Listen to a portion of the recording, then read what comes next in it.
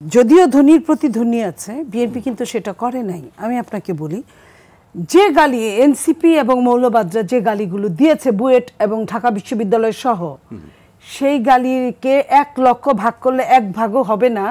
যে সেটা যদি নেশার কথাও বলে চরমোনাইকে, আমি নয়ন কিন্তু একটা বিচ্ছিন্ন ঘটনা, নয়ন কিন্তু নয়ন মানে কিন্তু এটা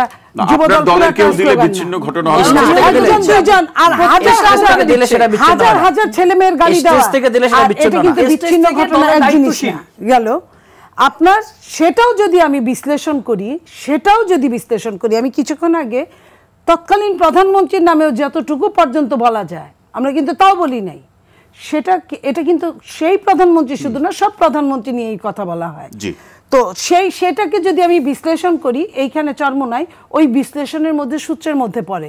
কিন্তু মৌলবাদরা এবং এনসিপিরা যে বক্তব্যগুলো দিয়েছে, এটা 5ই আগস্টের পরে আপনি রেকর্ডগুলো দেখেন, সবই তো এখন রেকর্ড হয়, সবই কিন্তু ভিডিও হয়। আপনি ভিডিওগুলো দেখেন কয়েকজনের, তাহলেই বুঝবেন যে ওরা যে ধরনের বাজে কথা বলে। রাস্তার রিক্সাওয়ালা, রাস্তার কুস্তি বলা লোকালারা এবং যত নিকৃষ্ট মানের লোক এই বাজে কথা বলতে পারে না। মাকে তুলে, বাবাকে তুলে, বোনকে তুলে যে ধরনের কথা বলে এবং যে ধরনের তাদের নেচারগুলো, তাদের মেয়েরা দেখেন কতটা খারাপ পজিশনে থাকলে তাদের মেয়েরা বিভিন্নভাবে ক্লেম করে তাদের সম্পর্কে। তো সেই জায়গায় আপনি যদি এটা বলেন, তাহলে এটা দুঃখজনক। আপনার রাজাকার একটা গালি, এটা কিন্তু তুই রাজাকার হুমায়ুন আহমেদের কাছ থেকে আমরা শুনে এসেছি। রাজাকার একটা গালি এবং জঘন্যতর গালি। সেই রাজাকারটা কে এস্টাবলিশ করছে?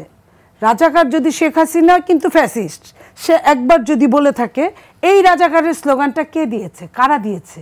এই রাজাকারটাকে নেগেটিভকে পজিটিভলি যারা নেওয়ার জন্য, তখন আমরা মনে করছি মৃত্যুর আগ মুহূর্তে কিন্তু সবকিছু জায়েজ ওই সময়টার জন্য।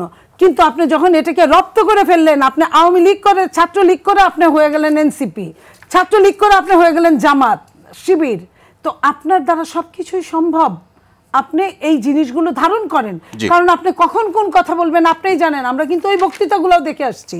তো এই যে নেগেটিভকে পজিটিভ আকারে যারা এস্টাবলিশ করলো, এখন দেখা যাবে কয়দিন পরে মনে হবে যে মুক্তিযোদ্ধারাই বোধহয় সবচেয়ে বেশি বড় ভুল করছে, তাদেরই জেলে যাওয়া উচিত, তাদেরই ফাঁসিতে লটকানো উচিত। কারণ রাজাকার নিজেকে এত অহংকৃত ভাবে নিজেকে